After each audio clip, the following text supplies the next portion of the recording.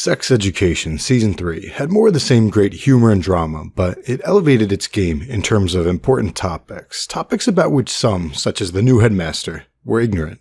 The Madame of Alliteration, Headmaster Hope Haddon herself, was ignorant of the importance of individuality, so she repainted the school a dull gray. She implemented a dress code. She wouldn't let Ola wear a pride pin. She changed the school anthem, and she coerced Maeve to cut off the dyed blue tips of her hair. Hope rebranded the SRE program as Growth and Change, and ironically, the new program was very regressive. It promoted abstinence, which Hope defended as restraint. And even worse, her new program was inaccurate and homophobic. And that was just the start. In a very intense scene of episode 6, Hope renamed Mordell Secondary as Sparkside Academy. She then singled out 3 good-hearted kids, Cal, Lily, and Adam, threw Shane signs on them, told the students that they could not talk to them for a week, and took away their phones. But the students would not be silenced. Viv secretly recorded Hope belittling the students' perspectives, sent that recording out to every student, and invited them to the student forum.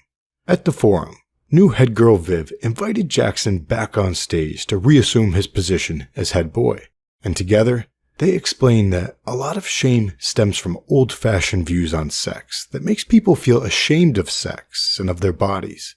But the youth had had enough. They called on the youth of other schools to voice their opinions if they also believed that communication and empathy were better tools than silence and shame. And other schools have begun to speak up. Meanwhile, Dr. Jean F. Milburn was endorsing similar things to an adult audience on TV. So that moment was the birth of a new perspective, so to say, and in poetic fashion, Jean went into labor. On back of the student forum, investors pulled their money, so Mordell would be closing its doors. At the hospital, Hope told Otis that she was not much older than them, but her generation knew how to conduct themselves. Otis countered that the issues that the students discussed had always been there. People had just not felt safe enough to raise them. That's what was changing. Case in point, decades ago, Michael's father was a massive bully, and so was his older brother Peter. Jackson's mother Sophia said that there was shame when she had fallen for his other mother Roz. And Eric hid the fact that he was gay, not only from the authorities in Nigeria, but also from his grandmother. Like Otis said, the issues had always been there, and the kids of sex school were finally raising them. Now let's discuss the mothers. Erin temporarily kidnapped her daughter Elsie from Anna, so Erin had to flee so as to avoid being prosecuted. In other words, Maeve lost a mother, but Maeve also gained a loving mother now that she has moved in with Anna and Elsie, at least for a little bit. Similarly, Ola was still mourning her late mother, but now that her and Jakob had moved in with the Milburns, she had gained a mother in Jean. And speaking of Jean, Otis almost lost his mother, but thankfully, Jean survived her birthing complications, and on top of that, she dropped a very big reveal. It turns out, Jean is the king of everything. Maureen had begun getting a divorce with Michael in Season 2, but over the course of the season, Michael grew as a person, and he almost won her back, which his son Adam would love.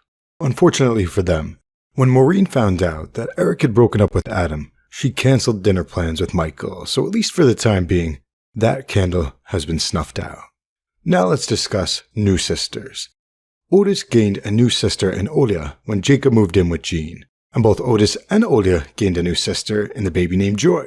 But considering Jean's reaction to the DNA results, Joy may not actually be Jakob's biological child. Then again, neither is Otis, yet Jakob loves him anyway. In terms of all the relationships, Lily and Olia began the season together. They grew apart over differences over Lily's fascination with aliens, but ultimately, they came back together under the stars in the finale. But Steve was not so lucky. Aimee likes to make people happy, which is why she paid for Maeve's trip. For the same reason, Aimee did not break up with Steve, even though she was still struggling on back of being assaulted on the bus in Season 2, and she needed time to herself. But Jean told Aimee how it was not her fault, and eventually, Aimee broke up with Steve. Jackson began the season single, but he fell for Cal, who is non-binary. When Cal told Jackson that he was in a queer relationship, it confused him, so he freaked out a little bit. And although he wanted to stay together with Cal, Cal broke up with him, saying that Cal was still learning about Cal and couldn't carry Jackson while doing so. Something similar happened between Adam and Eric. While Eric was in Nigeria, he cheated on Adam. Nonetheless, Adam got over it. So Adam wanted to stay together, but Eric decided that that kiss in Nigeria did mean something, so he broke up with Adam, saying that he was ready to fly, whereas Adam was still learning to walk. And coincidentally, Adam's other passion was competitive dog walking. He didn't win an official medal, but he was awarded with a prize for an impressive first-time performance. Yay, Adam! And it's worth noting that Adam and Raheem spent a lot of time together in Season 3, so there's a chance that something blossoms between them. And last but not least, Otis and Maeve. Otis began the season with Ruby, but Otis told Ruby that he wanted more than just casual sex, and it turned out she did too. Ruby told Otis that she loved him, but unfortunately, he did not feel the same, so Ruby broke up with Otis. Meanwhile, Maeve began dating Isaac, but right after their first kiss, Isaac told her the truth, that he had deleted Otis's voicemail. So Maeve's feelings towards Isaac and Otis were conflicted. Then, on the school trip, the school bus left Otis and Maeve stranded together, alone, and they finally kissed. So it seemed as if Otis and Maeve were going to finally start dating for real. But in flew two of Maeve's mothers, her biological mother Erin and her adopted daughter mother Aimee. Before fleeing to avoid the authorities, Erin gave Maeve money to pursue the international program for gifted students. Very cool. Unfortunately, Maeve was not going to use it since she and Otis were finally moving forward. But then Maeve's good friend Aimee gave her great advice. Forget Otis. Take that flight. So Maeve told Otis that it was not a goodbye, it was a see you soon, but sadly, we may have seen the last of Maeve.